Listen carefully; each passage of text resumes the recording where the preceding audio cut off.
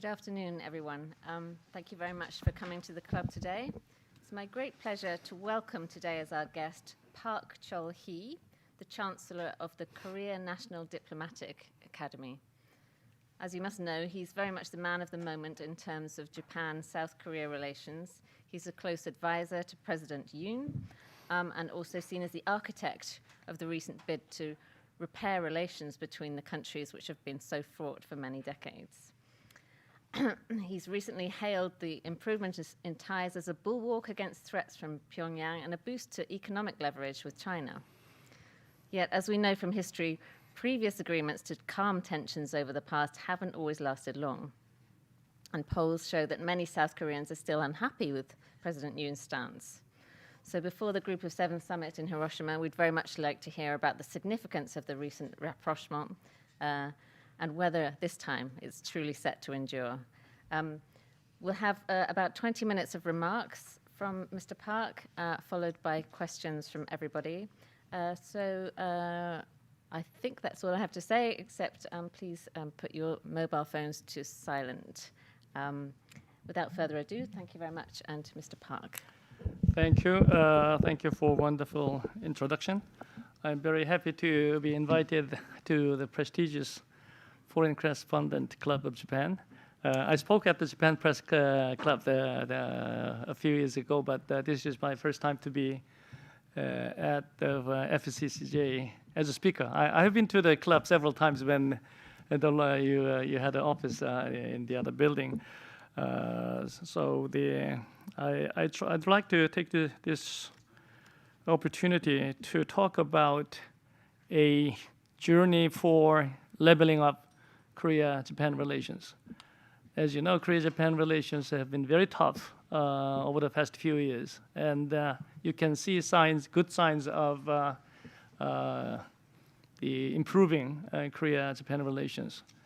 Last week was a one-year anniversary of the Yoon Suk-yeol government after inauguration.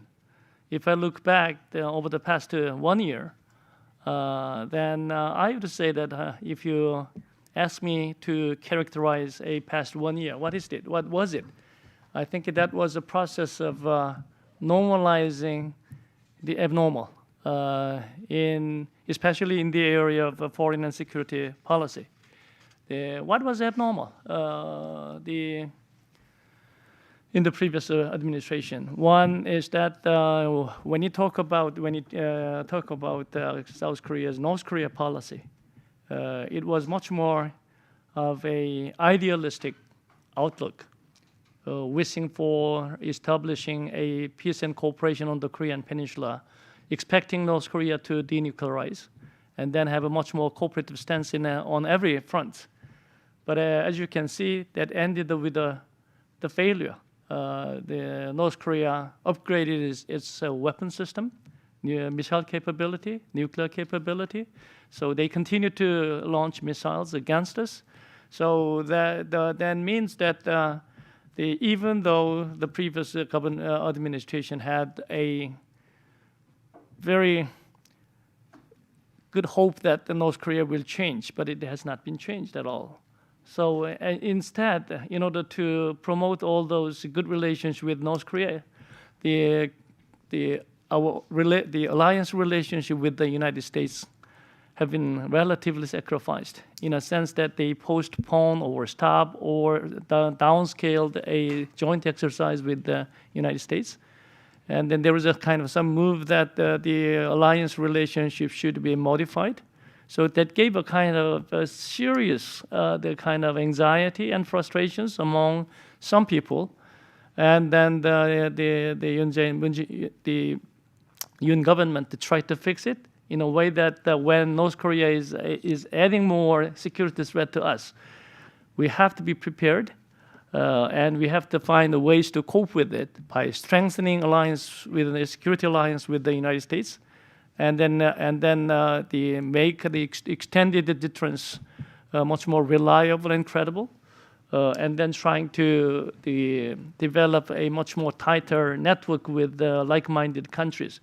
That's one aspect of normalizing the abnormal.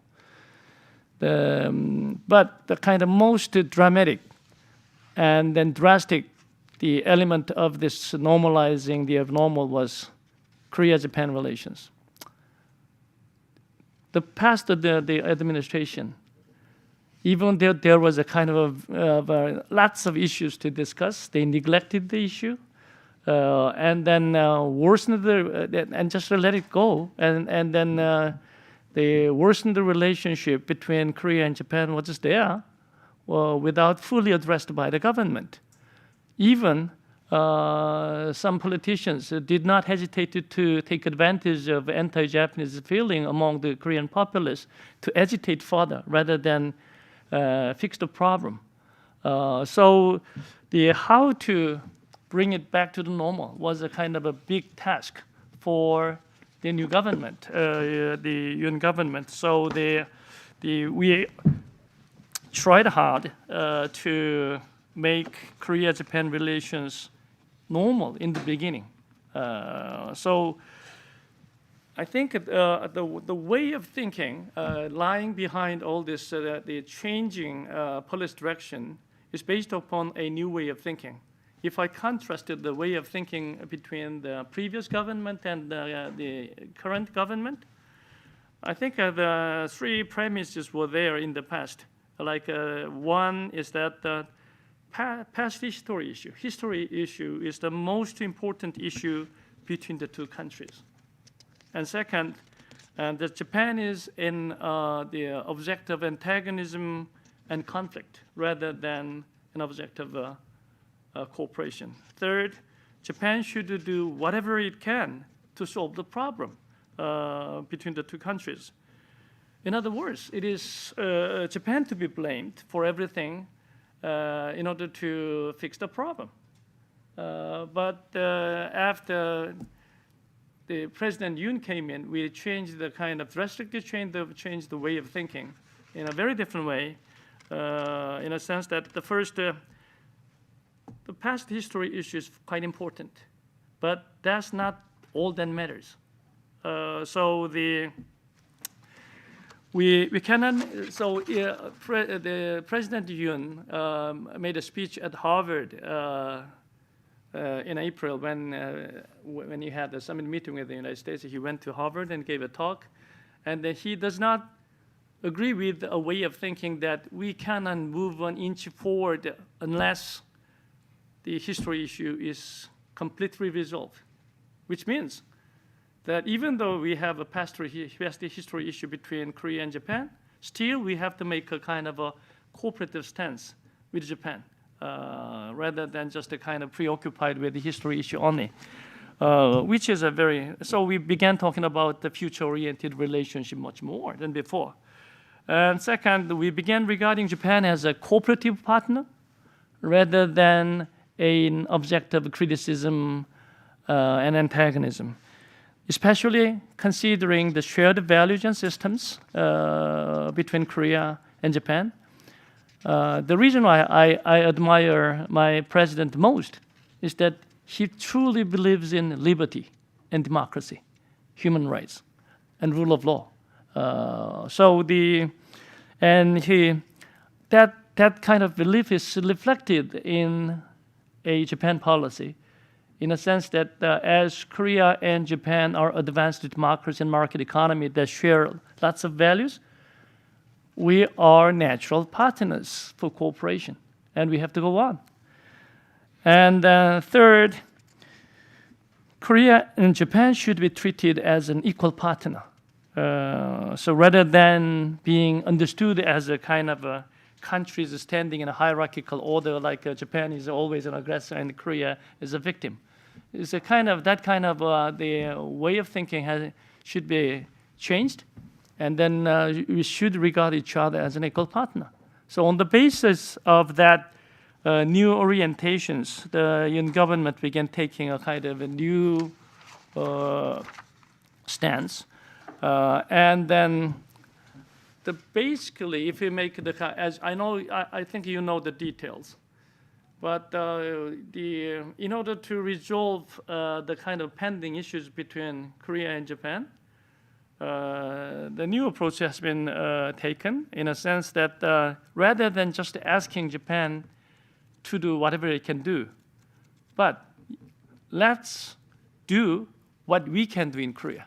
Korea should do whatever we can do, first of all, before asking Japan to do all the things to resolve this case.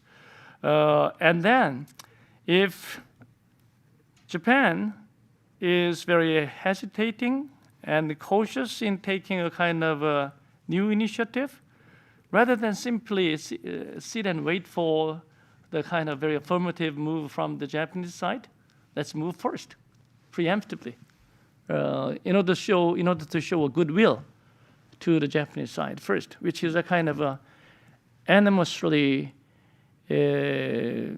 bold decision. I think the reason why the President Yoon could take a kind of bold initiative, because he believed in that the kind of the things that the Korea-Japan relationship should be fixed as early as possible, especially considering the kind of very wild the international situation, especially threat coming from North Korea. That's increasingly dangerous and provocative. So we have to tie together. And then the Russian move in Ukraine, which is the disruption of international order, rules-based international order. And China is trying to expand its power to the neighboring countries, especially in the South China Sea and East China Sea, including Taiwan. So we'd better tie up with Japan, United States, and other like-minded countries to cope with all these challenges coming from outside. So we have no time to lose in coping with all these new challenges. So I think as you can see, the President Yoon took his action first, starting from early March. Okay, Korea will do whatever it can do, especially in resolving past history issue. And then he wanted to talk to Prime Minister directly, which ended with the summit meeting between Kishida and Yoon in mid-March. So that was a kind of, in a sense, it was a political adventure that you didn't know what would happen after that, but still it trusted Prime Minister Kishida, and then now, so we can go on.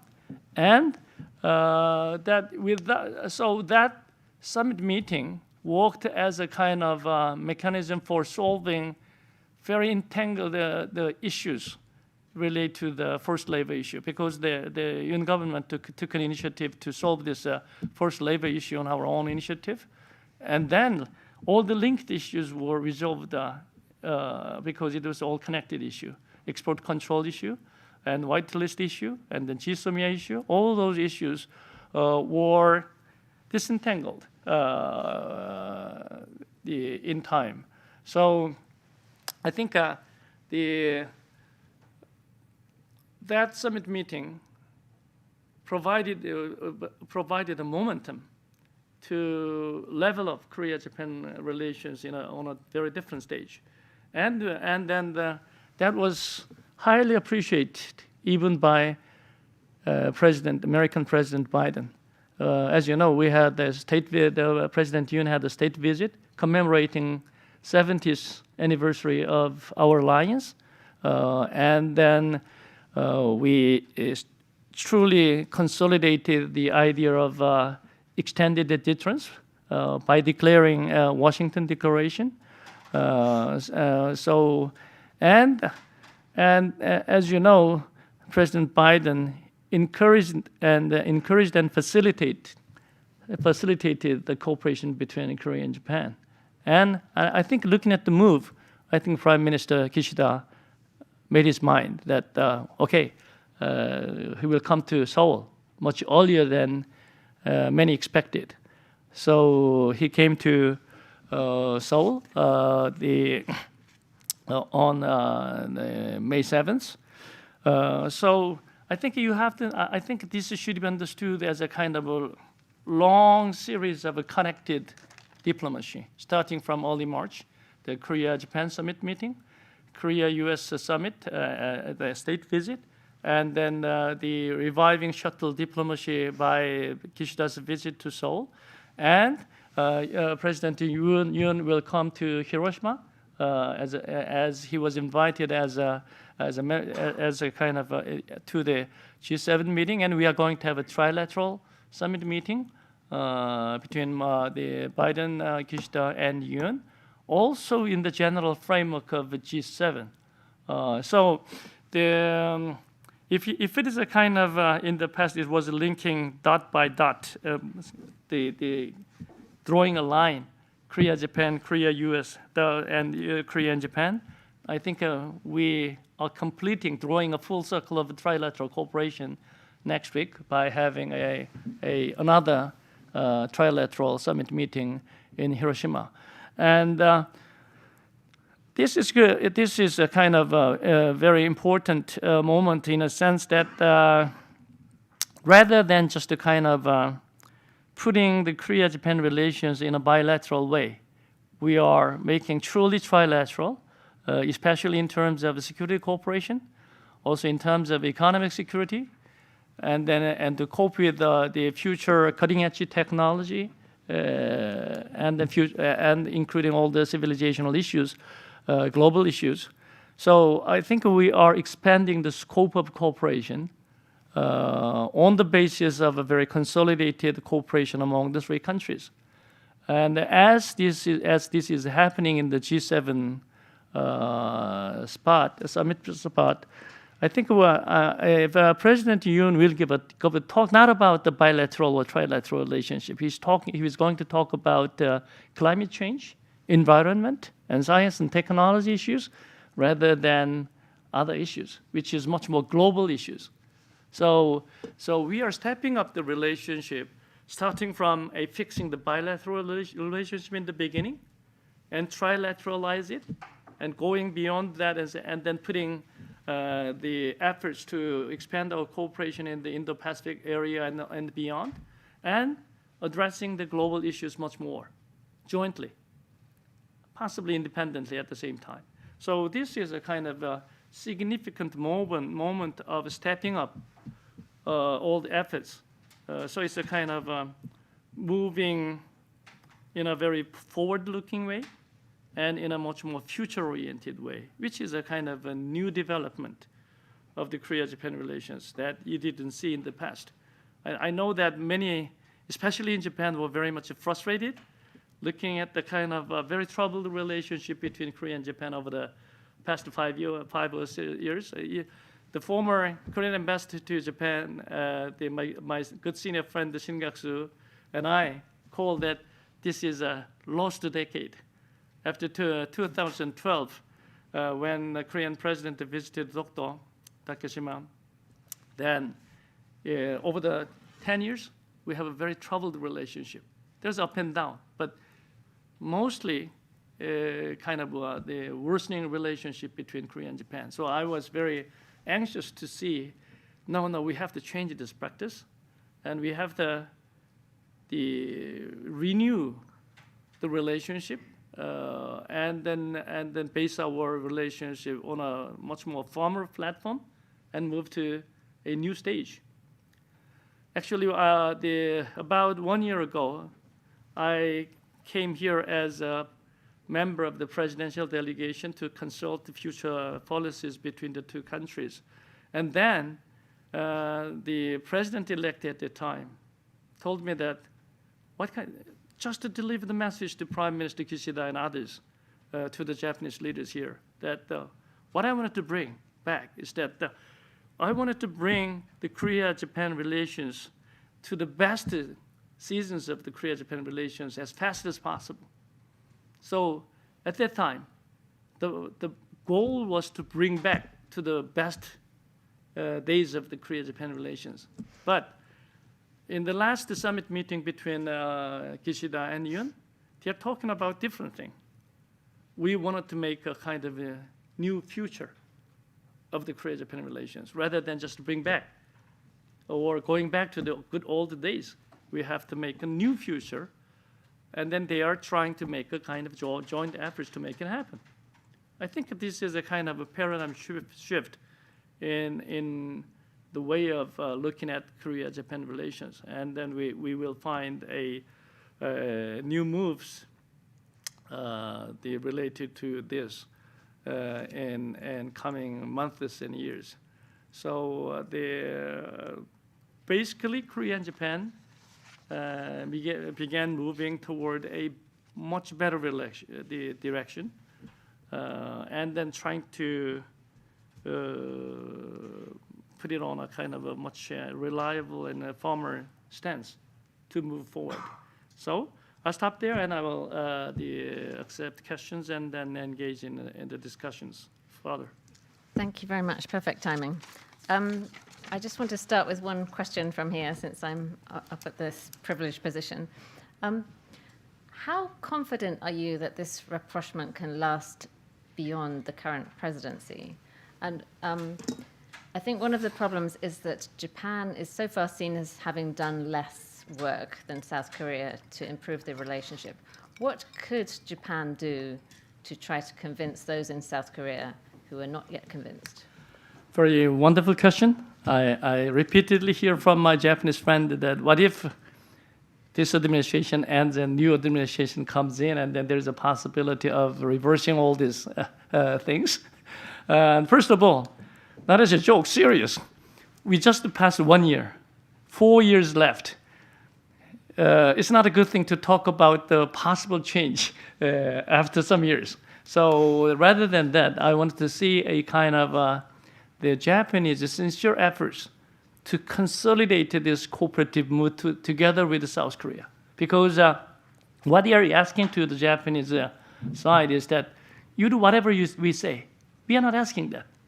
Even though Prime Minister Kishida said very good things with his own words about the victims during the colonial period when he visited Seoul, actually President Yoon asked the kind of close aides that don't ask a prime minister to do something. He has to decide. Don't pressure him to do it. That's his decision, not our decision. Let him do it if he can do. Don't pressure him. So this is a kind of attitude that President Yoon is taking, which is very different from the previous leaders. So in that sense, this is a good chance, because we are not necessarily pressuring Japan to do something that we want. So but I, as a person who is specialized in Korea-Japan relations, in the 4 coming years, we have lots of things to achieve cooperative gestures together. And we can make things firmly rooted on the ground, even among the people. I'm repeatedly saying to the people in both countries, especially to the police communities, what you have to do is to do something that can benefit all the general populace, rather than vocal small minority.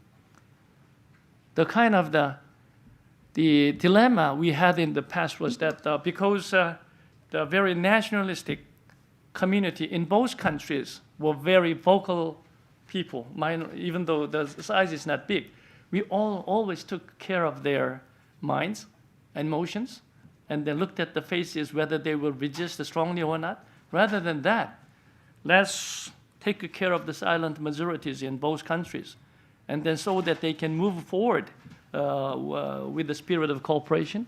And then I think the things will change a lot.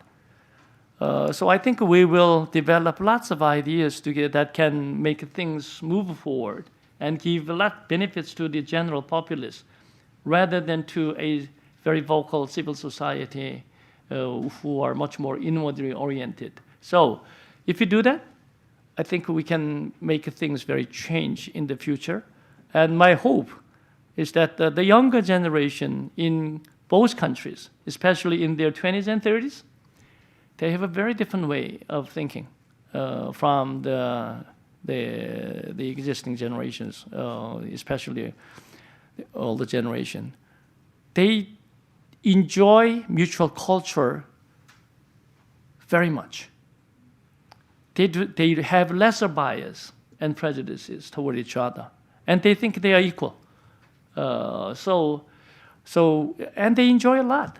Look at the Korean tourists here. About 1/3 of tourists in Japan are Koreans. In early February, I went to Dotonbori in Osaka, and I walking along the street. I was confused. Am I in Seoul or in Osaka? Because all the voices, the languages heard is Korean rather than Japanese. And then looked around. They're all the Korean youngsters in their 20s. And many things, you can see that kind of things everywhere in Japan now. So just to let it go rather than trying to block it. So then things will change a lot in 4 years. And even though a new regime comes in, I don't think you can hardly reverse it because it give benefits to the people, not to the political emotions out there. So let's do not lose hope about that. And then Korea and Japan should work together rather than folding your arms and, oh, that will change in 4 years. So we have to be cautious in engaging all this new move. No, rather than that, just to kind of unfold your arms and just get in and then facilitate the move as much as possible. Then things will change. That's my way of thinking. Okay, thank you. Let's go to questions from the floor. When you ask a question, please, first of all, identify yourself. As you see today, we don't have an interpreter, so please ask your questions in English. Anybody? Yes, please.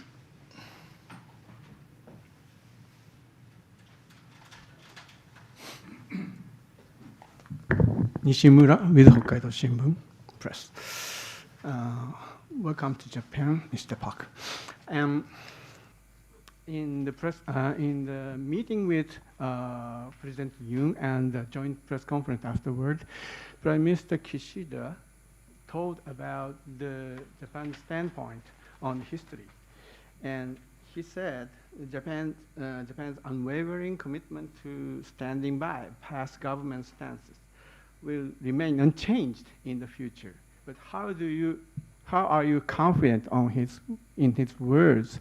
Because I ask you this because the Japan's administration has been changed, keep on changing their standpoint, like as we see in the Murayama statement in 1995, and it was so reinterpreted by the successors, and I don't know how the Korean people can believe in Kishida's words. And what do you think the Japanese political leaders have to do to implement Kishida's words? Thank you. Thank you, Nishimura-san. Long time no see. Nice to see you again. As you say, when actually, in the previous summit meeting in March, he said the same things, except the unshakable commitment. He said that he will inherit the kind of the positions and the declarations that declared by the previous governments as a total, in totality. All right. So that gives a kind of a very that sent a kind of an ambiguous message actually to the people. Is Prime Minister Kishida willing to inherit all the declarations? What does it mean? As you say, it includes the Kono Declaration, Murayama Declaration, Kim Dae-jung Obuchi Declaration, Kan Declaration, and an Abe Declaration. So you can interpret it as a kind of very mixed message and then mixed signal. So that's the reason why Korean journalists were very much suspicious whether Prime Minister is really seriously inheriting the spirit expressed in the Kim Dae-jung Obuchi Declaration and others. So later, as you can see, he specified including the 1998 Kim Dae-jung Obuchi Declaration. So that's what because the Kim Dae-jung Obje Declaration is meaningful in a sense that it include a kind of apologetic gestures toward the colonial past, and then plus future-oriented relationship between the two countries. So that's the kind of nice things to say. So if it is included, that's good. But for a general populace, it was not enough. If it is a kind of inheriting the spirits in totality, does it include the Abe Declaration at the same time? That's a kind of a very, that gives a kind of a weird signal. So this time, two things were added. He said that the unshaken commitment to the idea, to the spirit of inheriting the Japanese declaration of the previous the declaration. If he ended there, possibly still many Korean journalists and then the specialist would be, what does it mean? But this time, he said, in his own words, about the colonial past, especially targeting the forced laborers, right? He feels painful, emotionally painful, if you think about all this, the hard and then the tragic experiences that during the kind of very colonial period, the kind of a very 기비시環境の下で, very the strict environment, which actually mean a kind of the working environment during the colonial period. The labor conditions was not so good, and then but they were forced to labor under very strict conditions. So he feel painful. So that gives a kind of very positive signal to Korean political leaders and journalists that he understands. So he had his own composition, but expressed his own minds, and he expressed the very candid emotion to the people. So the addition of this expression with his own words truly gave a positive addition in sending a good message to the Korean people this time. Without that words, possibly still.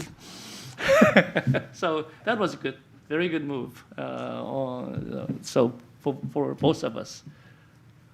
Okay, thank you. Who'd like to go next?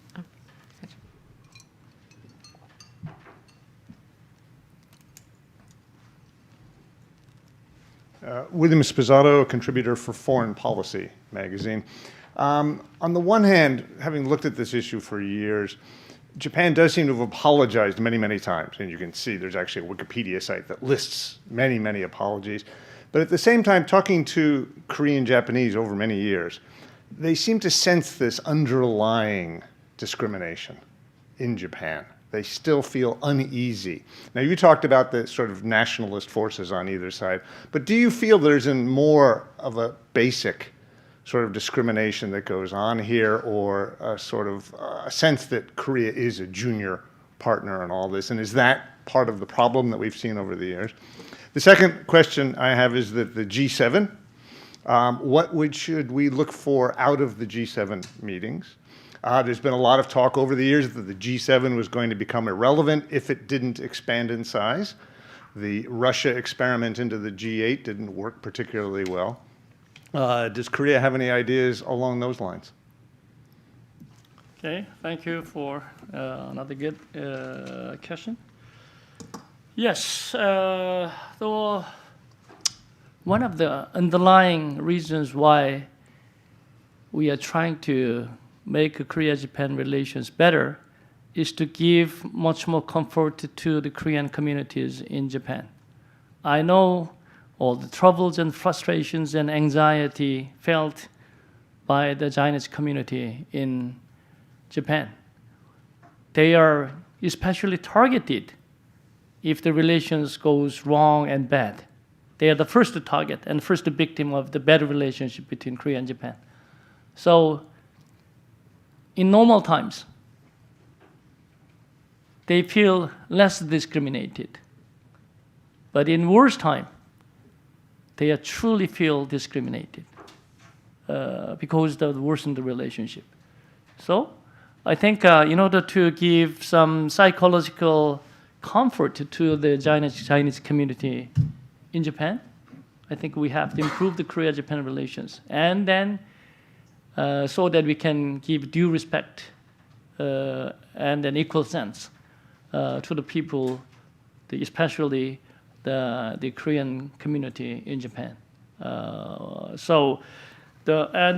the good thing is that I think many Japanese, even though some are doing reluctantly to do that, they accept that Korea has grown a lot. It became almost an equal country to Japan. Of course, the size of the population, size of its assets, and all those things are different. But if you look at the outlook of its economy and politics, it looks quite equal. So if you go to Seoul, you can hardly find a big difference from Tokyo anymore. When I was here for about 20-some years ago, the first spot to go to was Akihabara. To see whether there's a kind of a new electronics items developed anew. I don't do it anymore because I can find it in Seoul anyway at the same time.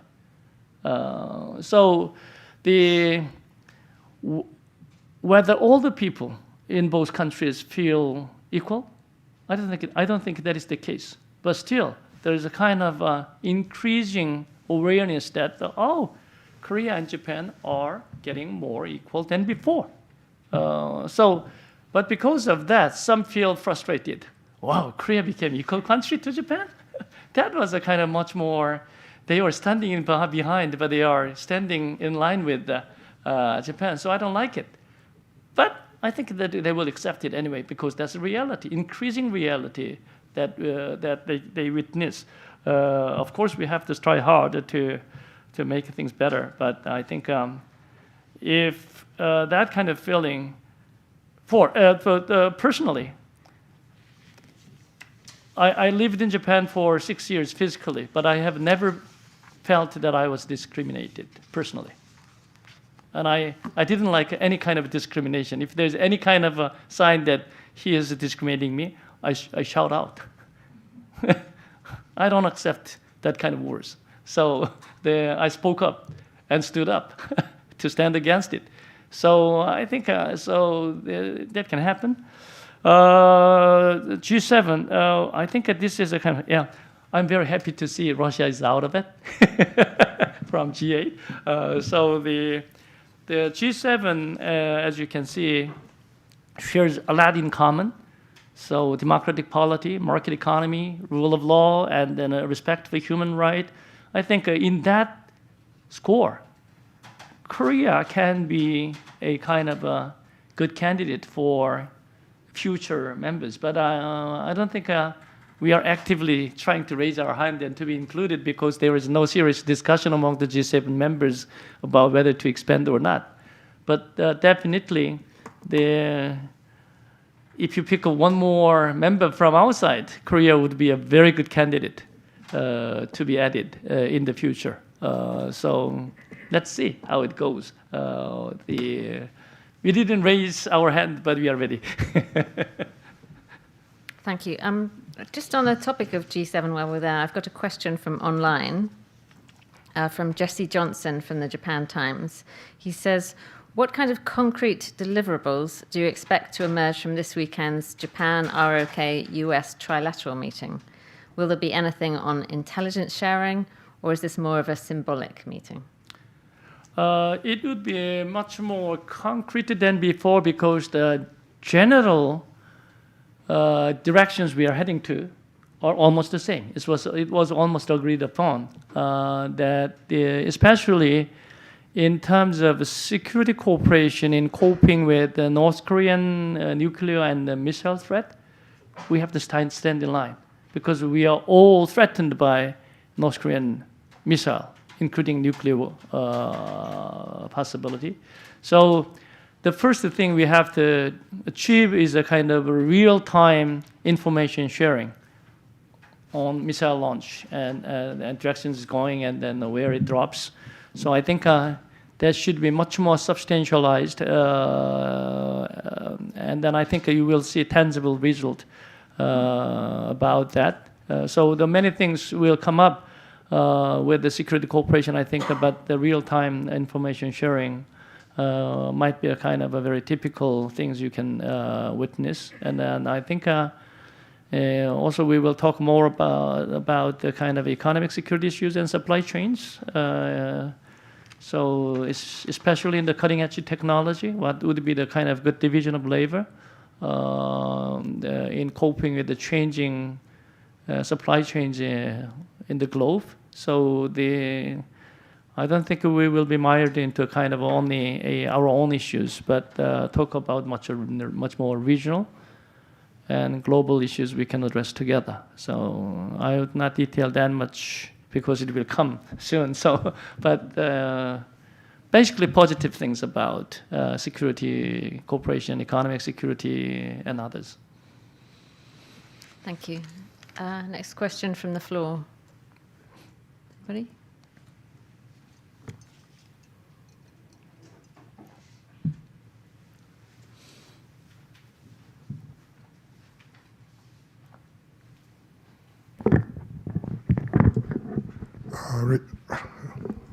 Ishigawa, freelance writer.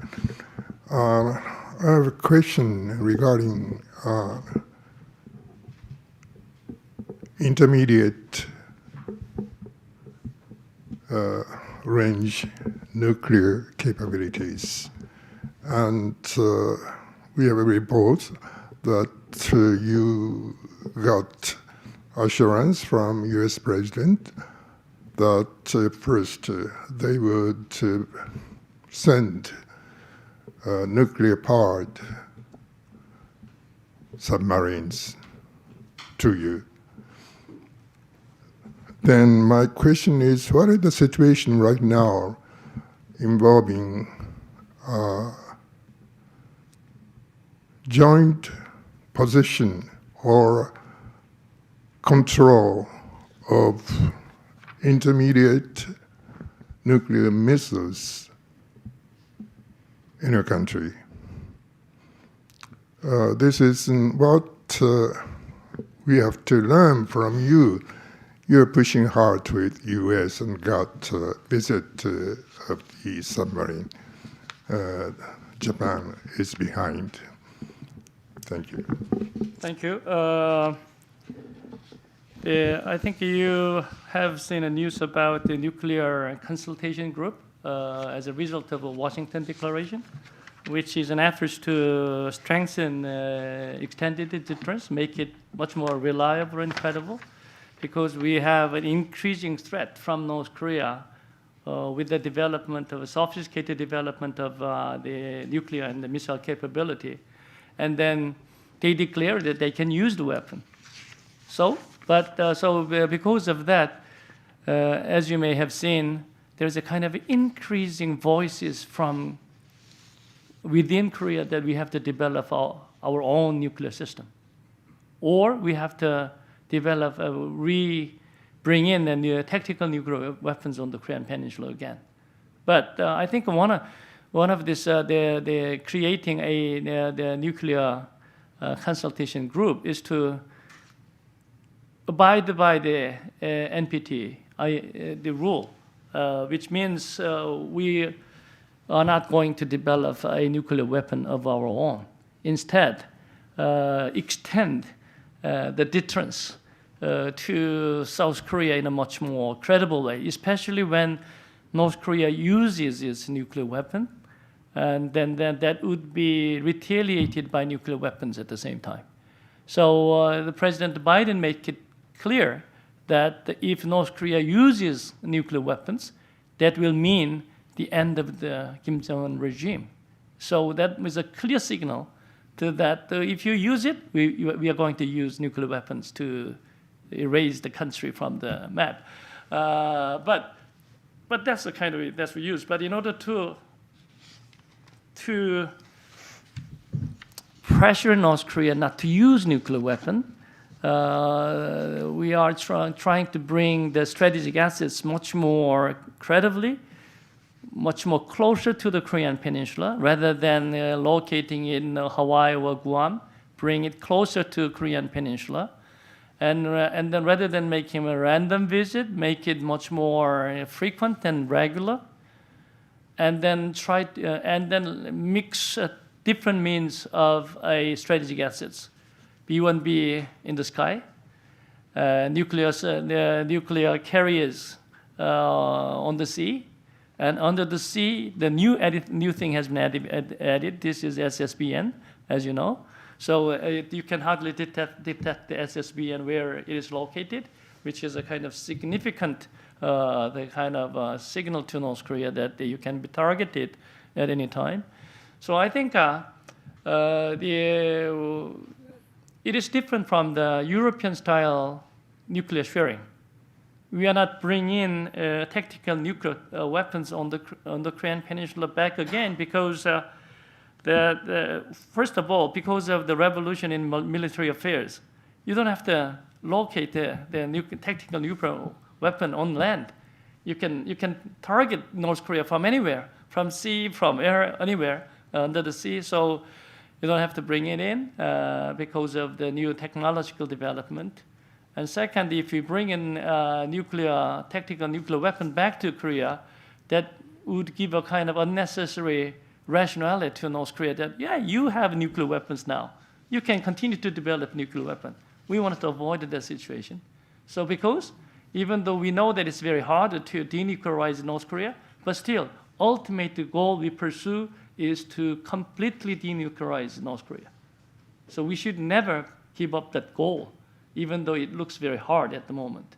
So when they develop and possess it at the moment, how to cope with the nuclear threat, especially in times of when they are ready to move, we have to preclude the possibility by showing our strong commitment to use weapons, nuclear weapons possessed by the United States. But still, as you know, the ultimate decision to use a nuclear weapon, to push the button, is in the hand of American president.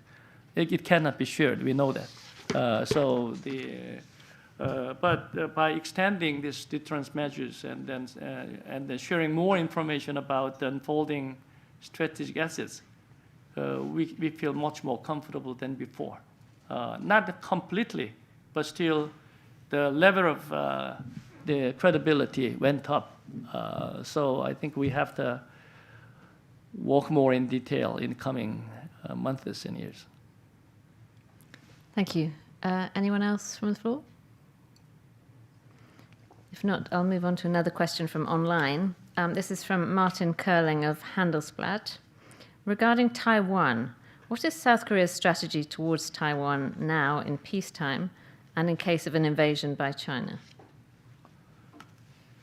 So as for Taiwan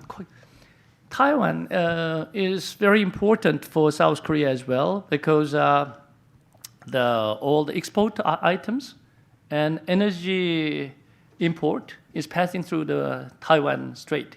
About 90% of our energy import from Middle East and others passing through the Taiwan Strait. So we repeatedly say that peace and stability in the Taiwan Strait is critically important, and we are opposing the idea of changing the status quo by using force. So Korea is not the only country that declared that principle, but China is specifically picking South Korea and then trying to say that do not meddle into the kind of these affairs. But we are standing firm against it. That well, no, look at other countries. Korea is not the only country to say that. So you'd better abide by the international rules of the game, and then we are not necessarily criticizing China, but accept the kind of importance of maintaining peace and stability in the Taiwan Strait, and don't use force to change the status quo. So I think in that sense, and then the United States, Korea, Japan, and other countries are in the same position to sustain that policy. So if I add one thing that after Yoon government came in, we are reorienting China policy. We are not necessarily antagonizing or standing against China, but trying to base our relationship in a different fashion, in a sense that let's bring the relationship with more equal basis, based on mutual respect, rather than accepting high-ended approach from China. We cannot accept it. So kind of mutual respect and the mutually beneficial relationship is critically important in order to move on. Which means that don't try to bully Korea too much. It's not in the interest of China at the same time. So we will keep the principle. The big question is that what is South Korea going to do in times of crisis and contingencies? We have not completely developed our strategic positions about that. But I think the minimum position I can say is that, as you can see, if there is a kind of a Taiwan contingency, Korean Peninsula can be a kind of another area of very the risky position.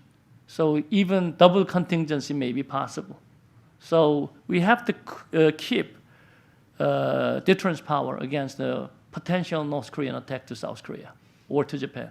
So we have to maintain good levels, sufficient levels of deterrence against the North Korean threat, even when Taiwan contingence is there.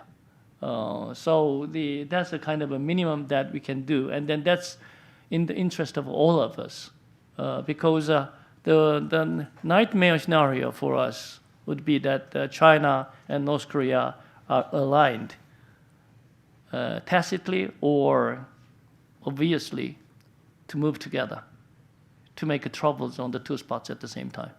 So we have to be prepared for that kind of scenarios. As you know, security is all about the worst case scenario rather than best case scenarios. So I think we have to develop our ideas a lot, jointly and separately. So I think we have lots of tasks to develop our postures and ideas in the future.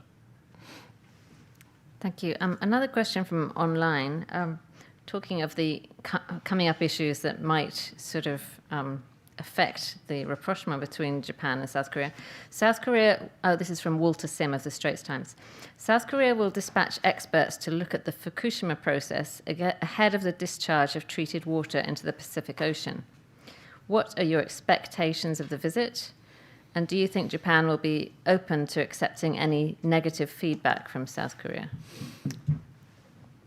The controversies about this is going on within Korea, because South Korea is geographically closest country to Japan.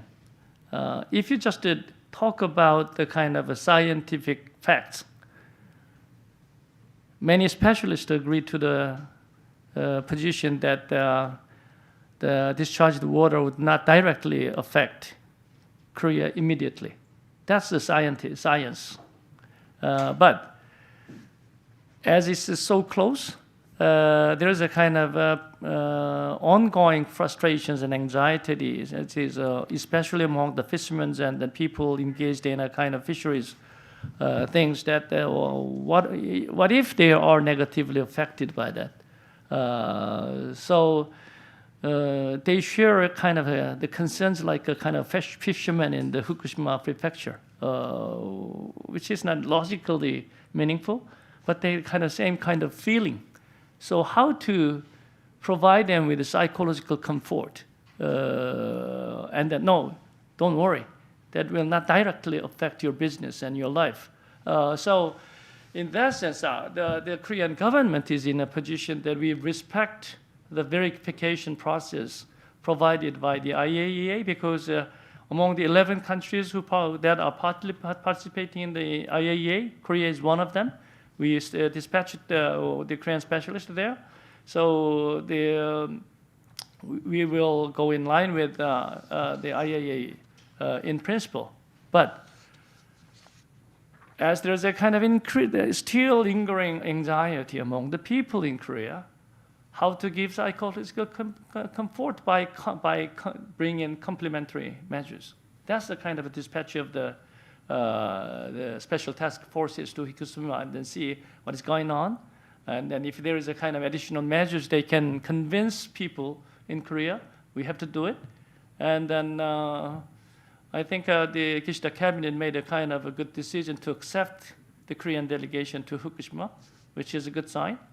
I think, but rather than taking any very kind of too principled position that that's it, and then this is the end of it, I think there is a kind of a responsibility to account for, explain what's going on in Fukushima. Japan should continue to do it and make it transparent, internationally objective, and then politely, repeatedly explain the facts to the people in Japan and in the neighboring countries.